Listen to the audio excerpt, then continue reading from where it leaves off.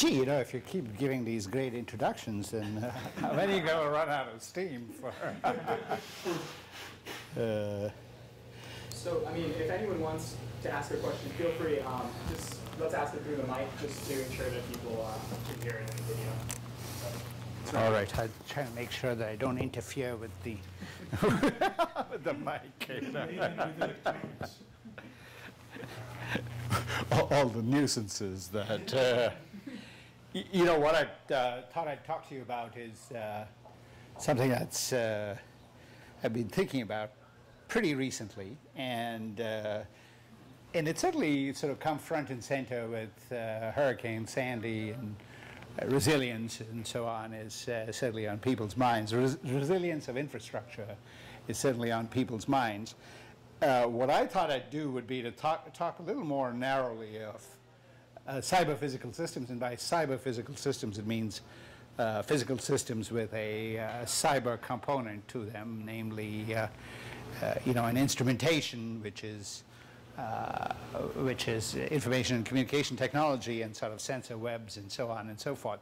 So I want to talk about what resilience might mean in this context, and the work is with several people, but especially Saurabh and Alvaro Cardenas and Galina Schwartz is still there, Alex Bayan, and a few other students who I refer to in the title.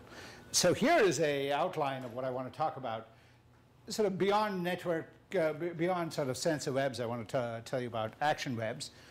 And then I want to tell you about what resilient control might mean. And the second piece is about economic incentives. So I think that going forward, we'll really need to understand the trade-offs between resilient control and getting people to invest in resilience. You know, certainly we talk about Holland and building dikes which last 200 years and so on. You know, those are not the kinds of investment decisions that are being made today, partly because I guess maybe people aren't as far-sighted as they used to be, or their economic considerations seem to weigh more heavily. So the question of how you incentivize good behavior and sort of mechanism design, is what the economists refer to this as, is really quite interesting. But mechanism design in a dynamic context is quite interesting. And then NCS stands for Network Control Systems. So I want to sort of lead you through this. So the first part is about network control systems.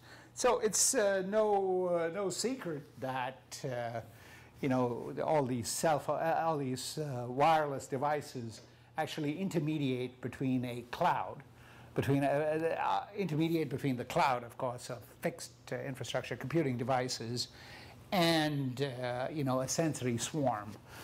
My colleague Jan Rabai, from whom I stole this picture, really says that we are surrounded by a world with 1,000 radios per person. You know, at 7 billion people, those are really trillions of devices. You know, there's RFIDs and sensor webs, and there's sensors everywhere around you. You know, there's 8 or 9 radios on the average phone.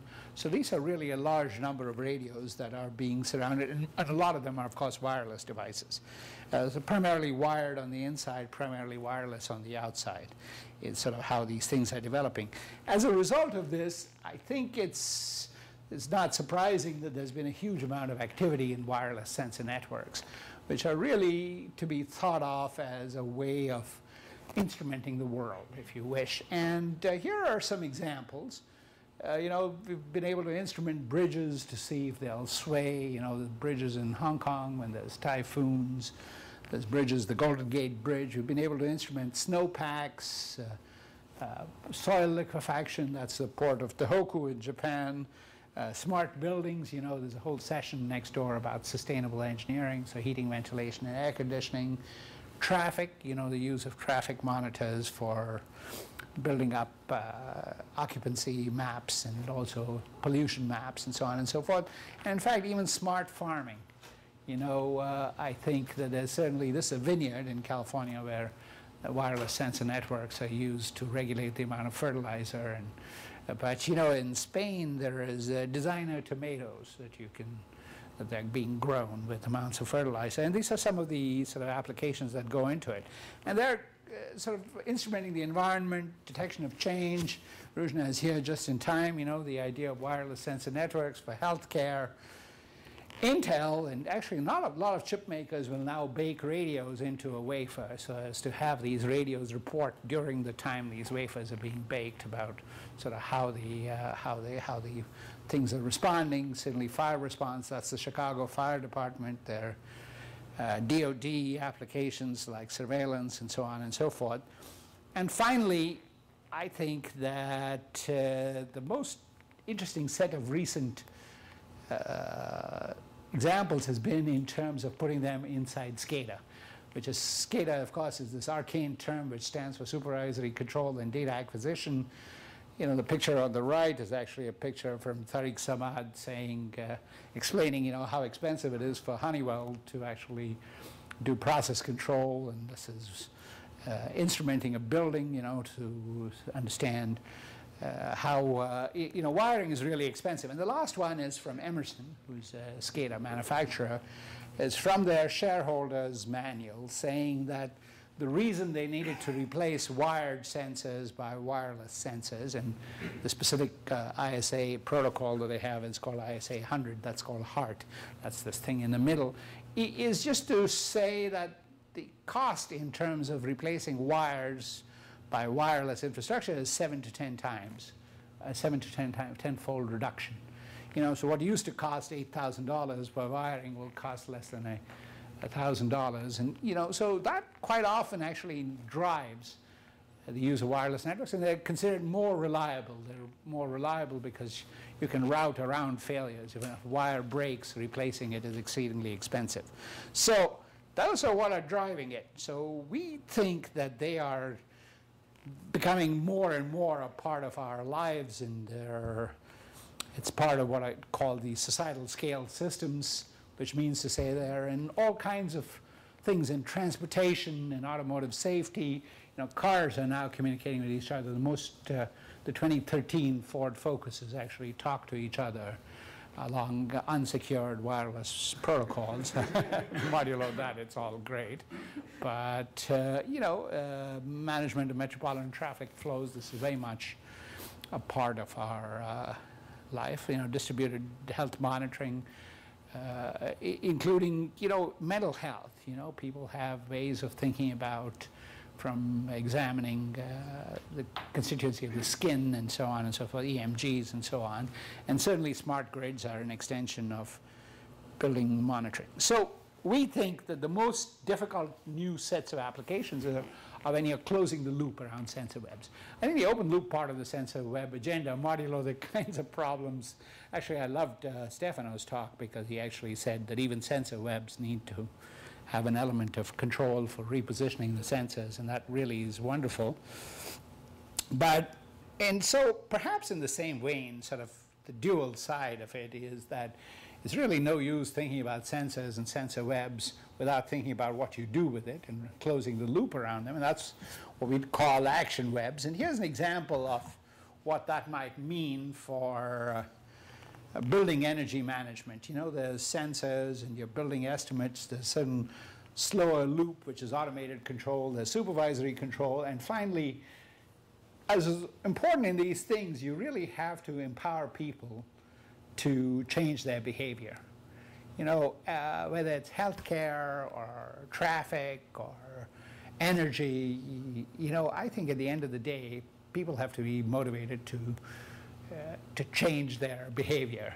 And that, I think, is you know, this has been a staple of sociology and economics and so on and so on. I think control theory has something to say, and not in a Mazarovich general systems theory kind of sense, but in a sense that I really want to talk about. And that's, the humans need to be embedded in the midst of this automation. That's what the second layer of the talk is. Okay, so what exactly does resilience mean? So according to me, resilience means sort of a slightly more technical description of this is called high confidence, and it means three things. It means more or less correct by construction. The second one is a certain amount of fault tolerance. That's the first attribute.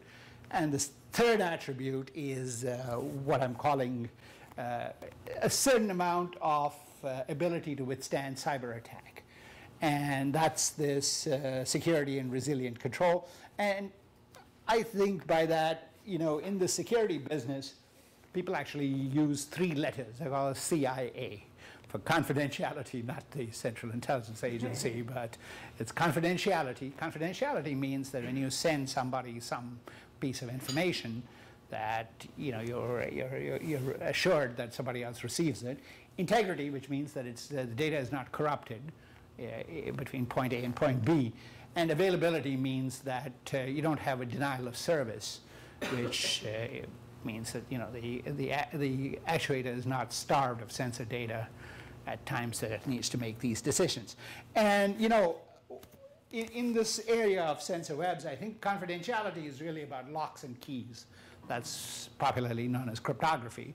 Cryptography is pretty important, but usually in these systems, the cryptography is pretty lightweight cryptography. These are large numbers of devices which you have to sell at low prices. I think availability and integrity, spoofing sensor readings is quite often a big ticket item in these. And finally, how do you get people to incentivize to invest in building more robust infrastructures? And the last thing is, I want to talk about insurance. There's, no matter how hard you try, there's always residual risk. And the question of how you pay for residual risk is what insurance is about. And there are actually quite interesting problems that one can do which apply to all of these systems. So why, it may seem exotic, and Alberto thought it would take 10 years for anybody to care about this. But I think one ought to care, I was just kidding, but I think one ought to care about this because it's already there. These are 3 examples of sort of successful attacks on the physical infrastructure. The earliest one I know is a disgruntled hotel employee who sort of sprayed the lawns of a hotel in Melbourne with sewage. That's this Maroochy Shire. The water canal linking Northern California to Southern California, these readings were spoofed at the outset just because somebody didn't want to pay for water, the usage of water, but then it actually resolved. And I'll talk a little bit more about this. ISO is Independent Systems Operator. It's the marketplace for electricity. And even before Enron, there were other attacks on this, really, by other nation states. And, there's movies. I think there's this Italian Job, which had, these Los Angeles traffic lights being spoofed. But there was a real attack on the traffic lights in Los Angeles. And, these things can actually cause accidents. And, the word crash is more than a metaphor for what can happen. Okay, and of course, I think the one that was sort of really got everybody going is this attack on the SCADA system of these nuclear plants. And that was actually, it's been all over the papers, and it really was an attack on the Siemens control systems that were associated with these plants. And, it was there's pieces of it which involved, some pieces of it were about the computer systems, about the zero-day exploits and antivirus evasion techniques and peer-to-peer updates and so on, which are quite interesting. But really, the part that happened is they reprogrammed the control system of these centrifuges so as to make them unstable. And that's how they seized. It really literally made a system unstable. So the question is, what do you do about this?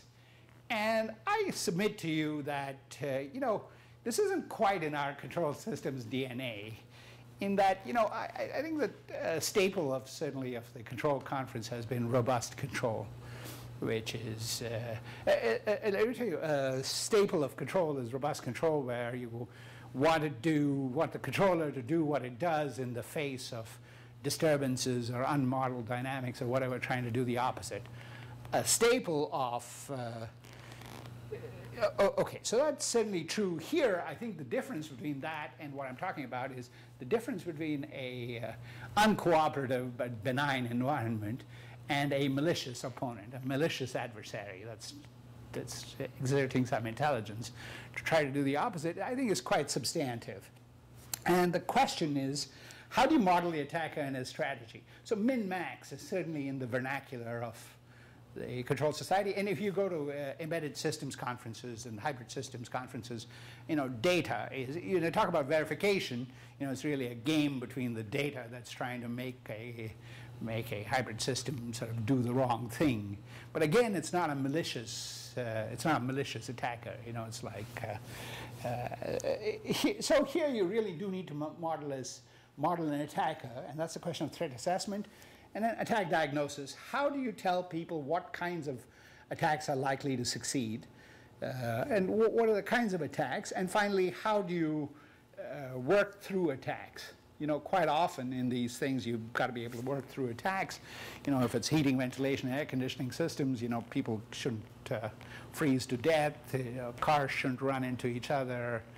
I must say, I really hand it to Hollywood, so Hollywood really is considerably, as they say, tomorrow's science is yesterday's movies, and today's headlines, and tomorrow's technology. So let me just sort of lead you through these three pieces, and that's the resilient control part of the story. So resilient control is how do you model an attacker and his strategies and the consequences to physical infrastructure. So rather than sort of lead you through what is emerging as a theory, let me just lead you through a specific set of things on water attacks. So we were very fortunate to have the collaboration of Semagraph, and I know we have some French people in the audience who were, who are an agency that actually, it's a research group that actually works with this particular canal system, and it's a canal system, it's quite a large canal system, and they were very proud of having automated their level and velocity sensors, their PLCs and gate actuators. And this is sort of what this infrastructure looked like. There's wireless towers, there's, so the idea is you have these sensors for controlling the gate openings and the water levels. And those are the sensors, and the actuators, of course, are just opening these gates, and that's sort of what these things look like. And there's wireless sensors associated with linking all of them together. And when we came into the picture, we were told first that there had been people who were stealing water by compromising sensors, spoofing these level sensors, sending faulty measurements. Certainly tampering with the PLCs, and of course the solar panels were, that was just plain physical theft. But by the time we got there, there was an article in the papers then which talked about how it was, they'd found a gap, they found a hole in the walls of one of those classes, and they thought it was vandalism. And we actually suspected that it was worse than vandalism, in the sense that we thought maybe this is really caused by some instabilities. And as you know, whenever you see these water canals, even in your household, you'll sometimes have these water hammers, and you sort of futz around with the taps and everything in the house shudders when you do this.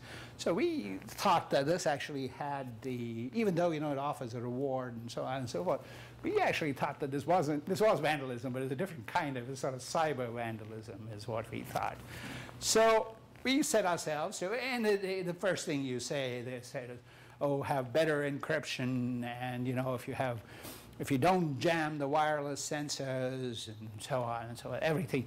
So confidentiality, everybody blames the confidentiality, and they beat up on these poor operators for not having paid enough attention to this. Well, it's simply not the case. And so that's why I say, off the CIA, the confidentiality is quite often not the issue. And in a lot of these, there's frequently an insider involved.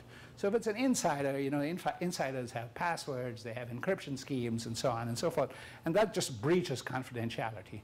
And you're left with having to deal with integrity. So that's the control objective. You manipulate these gate openings, you control upstream water levels, and you reject the disturbances. And there's quite a well-designed system, I have to say. And they had these Astrom, not Wittenmark, but Astrom Haglund, exactly. This PI control, they're really quite well tuned to build these. They've sort of gone and tuned them, and they've done a reasonably good job. So what we tried to do is we told them that really what begins, so there's also a very traditional way in which the cybercrime begins. Almost always begins with somebody wanting to steal and not pay for it. So, farmers wanted to sort of draw off water and spoof the level sensor and not pay for the readings, because that's how it begins. And then organized crime gets a hold of it, and they sort of do industrial grade versions of this. And then after a while, so the next step is the mafia. And then beyond that, real malicious actors get into this. And this is very much what we thought was the plan. We wanted to sort of show this to the authorities. So, and I'm going to show you that there's actually, it's all based on some quite interesting theory. So what we told them on October 12, 2009 is that we told them, please man the barricades and keep looking at all your dashboards I showed you out there, and that we would try to attack we would spoof your level sensor and tell us if you feel that there's an attack. So this is what we did. We picked one of these and we opened an off take. And that was, it's hundreds of minutes, it's like 90 minutes to 180 minutes. We sort of drew off a quantity of water. Of course, the level would be dropping if we hadn't spoofed the level sensor. So we spoofed the level sensor closest to the gate, was the off-take gate that we've done. And that's the opposite, so the sensor, this is the attack. So if you hadn't attacked it, then this level would have dropped, and that would have sent off alarm bells. So we did the opposite of this, and that was the kind of spoofing that we did to keep them from noticing it. Of course, there was a little blip in the middle where the gate clanged shut. That's that little, this was all being done manually, I guess, and that's that little spike. And actually, we kept the spoofing for a little while, because we thought it would be a stable system, and we'd wait for a little while before we stopped sensing it and see if and the operators happily, they were sort of peeled to their instruments. They saw these little glitches, but none of them was adequate to really trigger a response. So that certainly got their attention. And here is, so this is it's an example of a successful attack. These were the true water levels. This was what really happened, so we spoofed it by giving the opposite. And then there was a recovery period, but in the recovery period, they thought it was part of a transient associated with something. And there was, after the recovery period, they felt that there might have been an attack, and that was 500 minutes later, so 8 hours later. So the question is, how do you sort of model these, and how do you then come up with, how do you tell and we then told the European Canal Commission that we want to give you some very simple ideas for trying to understand what canals are susceptible and what are simple things that you can tell the agencies that happens. And this is really a surrogate for other kinds of flow networks. In California, there was a gas network in San Mateo that blew up, and bad things happened. It practically leveled a city called San Mateo, and so on and so forth. So these are, it's compressible rather than incompressible, but these is not, the metering infrastructure is not unlike this metering infrastructure associated. And so here is what you do by trying to think about a taxonomy of attacks. And in this business, you have to come up with models of attack. And, this is a sort of a control system for these. Here are these water pools. There's a network of canals, offtakes, there's sensors, both at the upstream and the downstream end. There's PLCs on top of it. The control network, the PLCs are reasonably simple. They're these PI controllers with some unknown parameters, but there is a control network on top of it, which is, it's not completely decentralized. There's a level of centralization above it, and then there is the utility which sits on top of it, and so it's really they're quite sophisticated control systems, just in, it's not that these are wimpy things that you're attacking, but they're the kinds of attacks, so they have a certain amount of sensitivity to physical faults, so the sensor and actuator faults. So these are more benign, and that's why I drew them in green. The regulatory layer, the kinds of things that you can do are so-called deception attacks. So this is integrity. That's the compromising the integrity. You compromise the measurements and the controls. You spoof. That means you falsify the measurement of the sensors. And so-called replay attacks. So replay attacks are where you record something from the day before, and you play it. And while it's being played, you do something else. So that's these are. And then in terms of DOS stands for denial of service. The kinds of things that one does, certainly jamming of wireless communications, or introducing latency, or else injecting false signals between two times. And then at the supervisory layer, deception consists of making changes in the set point, substituting parameters. That was the Stuxnet attack that we talked about, the Siemens control attack. And denial of service consists of just sort of flooding the network and process disruption that goes into this. And as you start going beyond that, there's some more conventional in the sense, the kinds of attacks that people in the security business look at, that's sort of more commodity IT. So I think in terms of cyber physical, I think this is really a place where dynamics, games between the attacker and the defender, interaction between the dynamics and all of these this is kind of a domain that's of interest to us. So the question is, how do you diagnose this?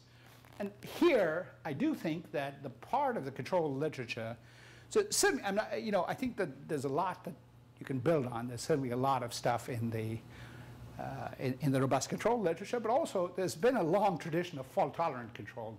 And that the part of the fault-tolerant literature in terms of diagnosis is actually quite interesting.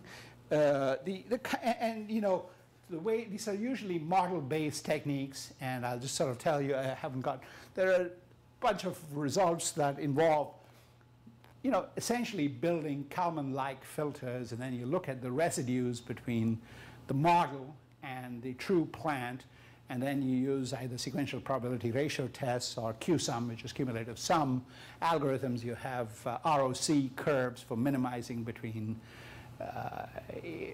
ROC, the false attacks, false warnings versus detecting the probability of attacks, and you build these sort of thresholds in these SPRTs and so on to be able to sort of strike a compromise between the level of attack, the level of false warnings, as well as this was the. These are the kinds of techniques, in the traditional security literature, these are called intrusion detection systems. IDS is what they're called. So here you really, and you do use some features of this. There's different kinds of attacks, the so-called stealthy attacks. The stealthy attacks is where somebody sits quietly for many, many years, sort of gathering data by doing small probing attacks, and then sort of go all out at the last moment. Those were the kinds of attacks that they had for the ISO, and the Polish tram system was also attacked using one of these stealth attacks. There are other attacks called geometric attacks where you just sort of go for broke, and you write all of these, and the way you sort of get figures of merit for this, and I've sort of spared you this, is to be able to use these different strategies for the attackers. You get parameterization for the attack sets, the attack configuration, and then you use those to assess the effectiveness of these schemes, and then you build an ROC so as to be able to tune these systems. And we sort of did this for certainly the water networks, and for this was so TE is Tennessee Eastman. There's in the process control community, they have a set of canonical process controllers called the Tennessee Eastman process control system, to be able to show what things you could do to attack it. And in process control, by the way, again, there's never been a successful attack which involved blowing up a refinery, but you can imagine that that's sort of be the attack. And so intrusion detection consists of making sure that, yeah. This is basically a preemptive. This is a intrusion detection system to sound alarms. Yeah, it's constantly monitoring and sending off alarms. And this is installed in actual systems? Well, so the way it is some utilities have taken it up. For instance, these guys in France, they implement it, and in fact, it's better than that. This Semagraph actually has made it a national priority, and the European Canal Commission has also sort of taken up the cause. So the qualitative stories are that the sensors, which are close to the offtake points, are far more sensitive to it. So if those get attacked, it's far harder to detect than the upstream sensors. And so these things actually come with a qualitative story because you could compress the feedback to the operators in terms of, build better protections around the downstream sensors. These are the kinds of attacks that you will not be able to detect. You give them a sense of what things are likely to go wrong. The second piece of it is when we were out in Stockholm, the situation, I have to say, is that European operators have been far more open to allowing us to sort of point out. It is a point of incredible sensitivity to the operators. They don't want anybody in the world to know that for liability reasons that. Support what you are saying. It's exactly the same experience and frustration I had in America with the healthcare. The walls between us and the hospitals, even the wonderful Kaiser Institute, just cannot penetrate. So, that's why I was asking that in your domain, whether you had better success Now, getting it deployed. I think, though, I think the costs associated with these attacks are quite often the things which will lead to lost revenues on the part of the utilities and so on. That's why I think the economics is important. Because at the end of the day, giving people a sense of the losses and what they could do to get around the losses. I mean, to the credit of the folks in Gignac were that, once we told them, we actually gave them examples under which it was possible to create a water hammer. So we actually think that there was a succession of spoofing, not particularly well planned, but there are different people trying to spoof different parts of the canal system, but they were actually drawing up enough water to trigger a pressure wave that went upstream high enough to actually blow a hole in the wall. So even though it was not terrorist, it was definitely caused by uncoordinated actions, which actually caused a level of instability so as to send this pressure wave. And once they got that, I think that the costs of flooding and so on and so forth, they really are, and so they're willing to make the investment. And of course, on the flip side, if you are a utility, you're able to pass on the costs to the customers of the, so it's a somewhat protected utility. But I think they're incredibly progressive, and so the American story is that the Army Corps of Engineers is responsible for, is sort of the counterpart of the European Canal Commission, and they have been more resistant to broadcasting this to, all right, I'm going to move on since I want to talk about the economics. But the second piece about how do you operate through attacks. And so this is a model-based diagnosis scheme for the supervisory control attacks as well. And okay, so these were the conclusions that we gave them. Enhanced model redundancy improves detection. Sensors located closer to offtakes are critical.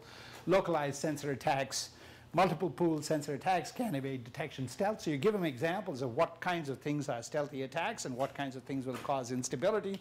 And you can do the same thing. That's the Tennessee Eastman system, and that's part of the Southern Swedish network.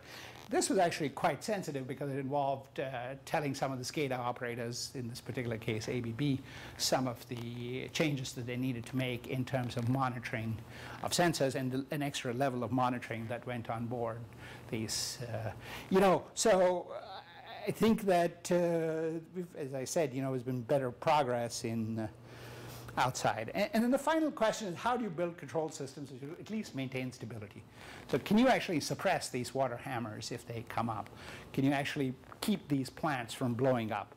And the answers to that are that, it is possible to come up with the kinds of bounds that, and again, they're, fortunately, because we've had this activity in switch systems and hybrid systems and stability of these hybrid systems, a lot of those results actually produce the kinds of theorems, and certainly for the case of the water system, it gave us a very clear sense of what kinds of switching sequences would produce instability and what kinds of switching sequences would produce instability. And, that's quite interesting. It's sort of, so the reason I'm putting this up is, there's these Astrom-Haglund controllers, and they're being applied to these PDEs. The PDE is okay, so you don't have to write the full PDE, but they are flow networks. There is time delay. At the very least, you've got to write an exponential minus tau s divided by s as the model, as the linearized model for one of these tanks. So there's a network of them. But then that gets coupled with the intentions of the model of the attacker, stealthy attacker, exponential attacker, and you put all this together, and you can actually come up with still quite, qualitative stories that you can actually, which you can have policy-making bodies adopt as things that they pass on. And so you could do the same thing for boundaries of instability and so on and so forth. So you can give these kinds of boundaries of instability for. And you can say that stealth attacks will not trigger instability, but exponential attacks can trigger instability. And those are the kinds of conclusions that you give. There's always a question between how conservative these bounds are. And the bounds are, I think, partly because I think the literature and what we're able to do with switch systems is really a conservative bound. So there are examples of where you could provide instability at far more modest circumstances, and that's what's shown out here. Okay, so let me just spend a little bit of time talking about investment in economic incentive mechanisms and why this too is a game theory story. And underlying this, it's really about multiplayer games. These are multiplayer games with partial information. And even though, again, for Witzenhausen, there's been a long story about negative results, I just don't think they have the luxury of saying it's like this NP completeness. You just have to live with problems which are too hard. So let me just talk to you a little bit about incentives. So the problem is that in these network control systems, your actions, because everybody's connected to everybody else, your actions can have either a positive externality or a negative externality on other people's on the network. And there's a cost for you to invest in the game, and there are certain free riders who don't invest in the game and who feel that they'd like to get the advantages of this. And the question is, how do you get people to invest in the, quote, common good? And the answers to this are not super easy. Well, let me just first give you a model for how to do this. And, security and reliability are, so security is sort of one level beyond reliability, but we can sort of come up with a model for thinking about the interdependence between security and fault tolerance. For instance, F stands for faults, S stands for attacks, and reliability failures are called R. And the interdependency between attacks and failures is really can be expressed in the form of a function which says that if there are if there's a failure, somehow the failure cascades if the number of players that has invested in security is small, right? That's when it cascades. And so you can build these functions which are a function of the number of insecure players. And there are actually surprisingly good ways of writing models of some of these functions. I'm writing this to give you an example of the kinds of calculations one can do for a system where you have M plant controller systems that are all players. Each one of them gets to either invest in security or not invest in security, and there's a control system, control input UI and output YI associated with all of those. So when you put this together, and here's an example of, let's say the system itself was linear, and you had an LQ controlled cost associated with each one of those systems. That's the limb soup. It's a traditional LQ controller cost. And it's got a few differences. It has a parameter nu t associated in front of it. That's a Bernoulli process, which tries to model if nu t is equal to 1.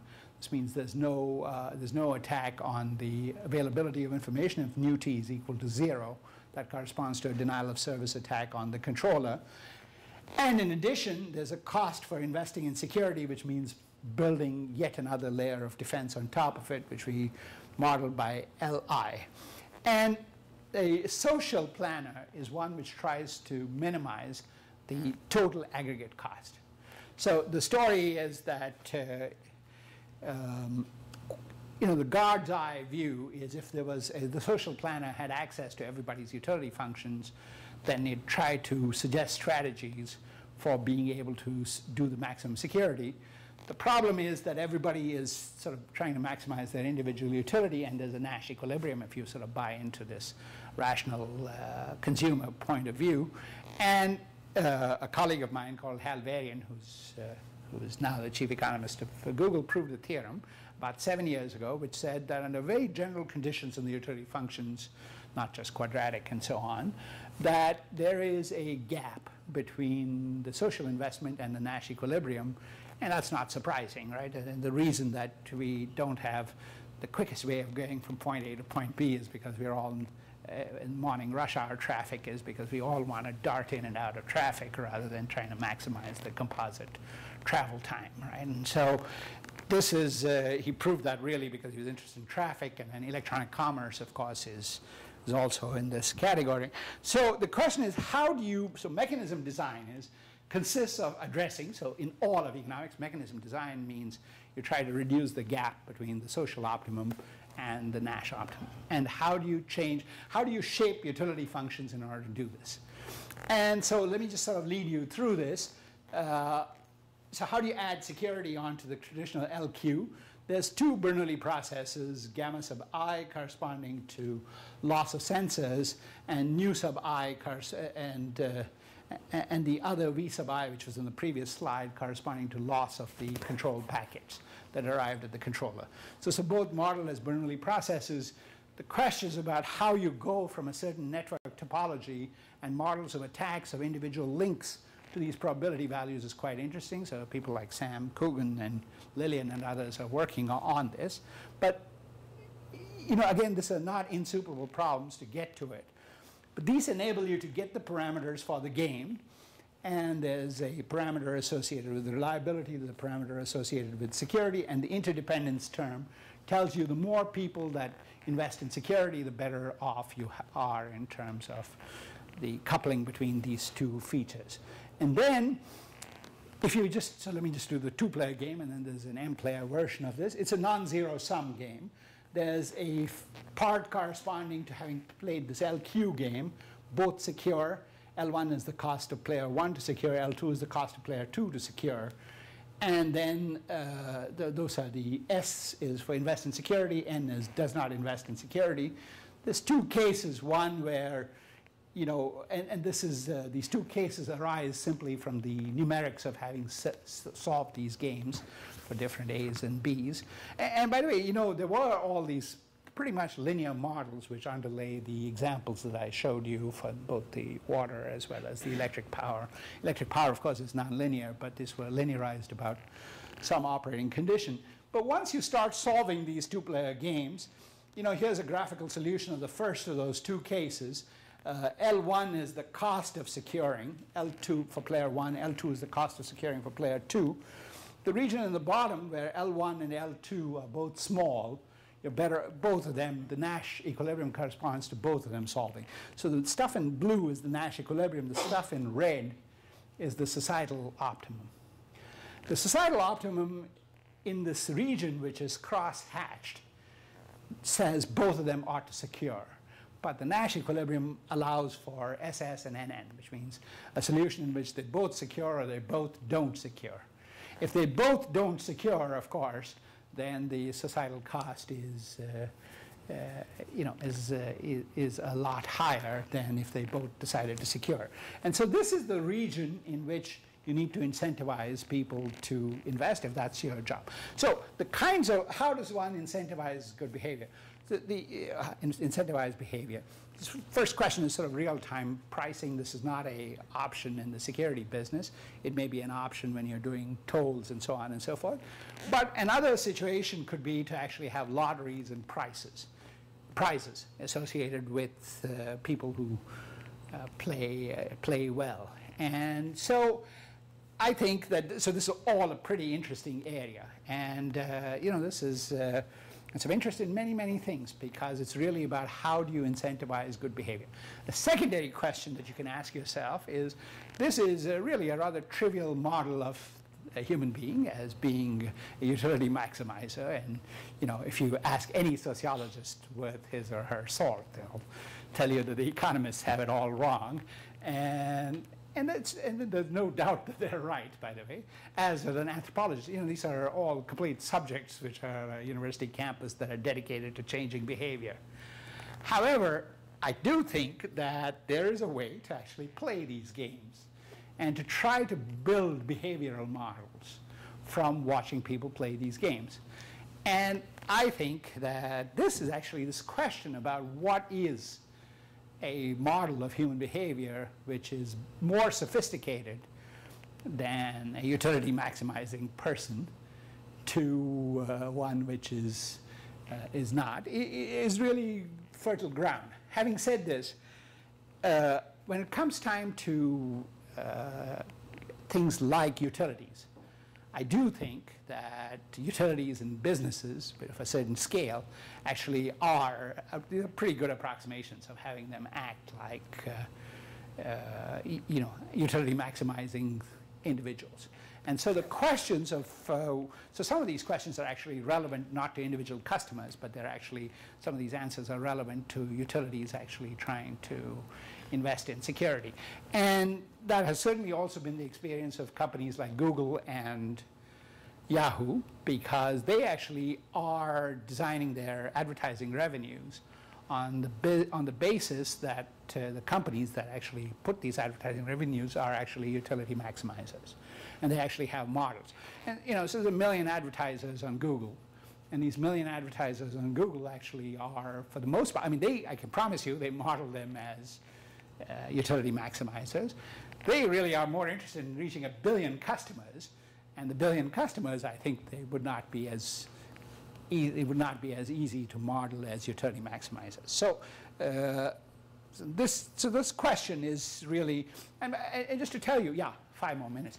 And the Nobel Prizes in the last 4 years in economics have all been about this tension between utility maximization. And this year's Nobel Prize was about this kidney exchange program, which was about how do you, if you want to get a kidney for somebody, but your blood type's not good enough for them, and they've got to get it from somebody else, and how do you build a closed loop around kidney donations is a good one, is certainly interesting. Then a couple of guys called Kahneman and Tversky who got the Nobel Prize a few years ago for behavioral economics. So for instance, if you have two situations which have exactly the same utility, human beings will choose one. If you had utility, you had a possibility of doing good and bad with a probability of 0.5 each, or you had a different scenario where you do good with a probability of 90%, but with 10% you'd kill somebody. People, and they had the same composite utility, people will always choose the 50-50 over the 90-10. So that's this a little bit the trivialization of this Kahneman and Tversky story about why it can't just be utility maximization. So in the interest of time, I'll just sort of tell you very quickly about what is cyber insurance. So the question is, societally, there's always going to be residual risk. And this has been shown in Sandy, this has been shown in Fukushima, and the question of who pays when there is a disaster and the insurance premiums are not adequate to pay for the loss. And this question of how you do this actually is pretty interesting, and we started thinking about it for cyber insurance. And the questions that one asks are that, so this little graphic says it's not clear that having insurance incentivizes good behavior. So if you didn't know that anybody was, this I think from sort of economics textbooks, if you're walking across, you walk carefully when you got sharks down there or crocodiles waiting to eat you, whereas if you got a feather pillow, you have a pole which is bent, and you don't actually. And people have done these studies of auto insurance. People tend to drive poorly once they have auto insurance. They drive worse when they do have auto insurance. And so the question is, can you actually set up an insurance scheme to do this? By the way, people were asking this question at the turn of the 20th century, 3 minutes, when they were trying to design insurance for with actuarial tables and so on. And so that, I think, is getting to be pretty interesting. So our big story, if you wish, there's two stories, adverse selection. So if you make these policies too expensive, then all the people who are leading responsible lives say it's not worth it for me, and so you only select people who are terrible risks. Or the other one is moral hazard, where you are irresponsible after you save this. Unfortunately, our results so far have been that for the cybersecurity, it seems to be very hard to design schemes which both provide this protection against residual risk, and at the same time actually try to increase the societal well-being. And those are the kinds of negative results that we've come up with. So there's a little more detail about that. And okay, so in the interest of time, I'll just sort of leave you with, there's an experimental test bed to play these games and so on. So let me sort of leave you with what I think is a pretty interesting new kind of theory here.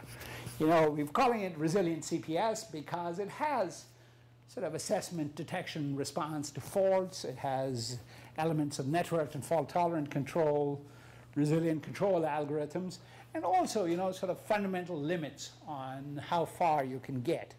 I think that these are all very much, I think, they're all open questions. This is really very much at the beginnings of trying to develop this theory. And I think that at long last, I feel that people used to make a lot of noise about systems engineering, and they continue to. And the reason I think we've got to pay attention to the systems engineering is because economic incentives have to play a role once you start talking about resilience. This saying, we will build, 10 to the minus 6 and 10 to the minus 9 and all of that. These are, again, vacuous statements unless you can really reconcile it with how much you're willing to invest. And finally, the cyber insurance is very much in its infancy. So this is, I think, there has been a history in control of sort of dealing with economics in games. But okay, so that's sort of the end of my story, and maybe I don't have time for questions, right? You can make a quick question if while we set up the new talk. Yeah. I don't know if it's a quick question, but so these are all real problems where the designer of the incentives presumably has the end style on. Presumably you cannot just do whatever you want and try whatever you want because there are real consequences if you get it wrong. Yeah. I wonder whether some of these ideas of... But we do have a test bed, See, this thing, we actually built this test bed called Deter. It's jointly with these folks at USC ISI, where, and when you play these games, you have to give people real money because otherwise they don't take it seriously. To play these games, smaller sums of money, but you have to give them real money to do it. So we do have a test bed. There's some security things you can't let malicious things out into the commodity internet. So all that is done.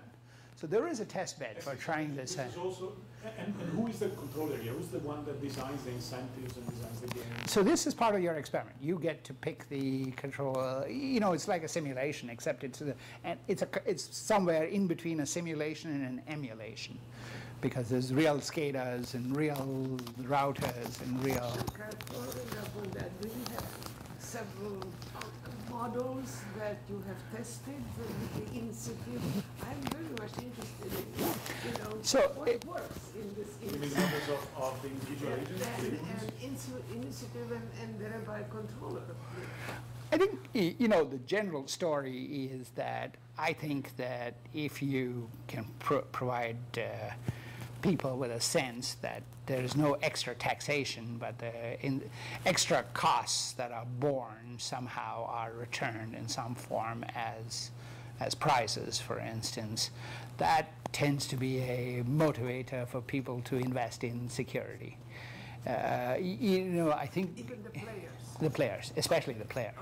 Okay. The societal optimum knows what it wants to do. So if it returns, so the story is the societal planner is quite often the government. So if there is in fact a successful cyber attack and everything falls apart, they will be sort of the insurer of last regard. So they need to monetize how much they'll save and return some of that saving in the form of prices. And if those kinds of cases are made, then this actually is a powerful motivator. And in fact, in this European Canal Commission, the suggestion is that even if you increase tariffs, you return some of this. It's not unlike these good driver discounts that you get when you buy insurance. This is the first time I got a good driver. and actually it wasn't a good driver, it was because I have a PhD. Incredible. I'm interested in this because in the health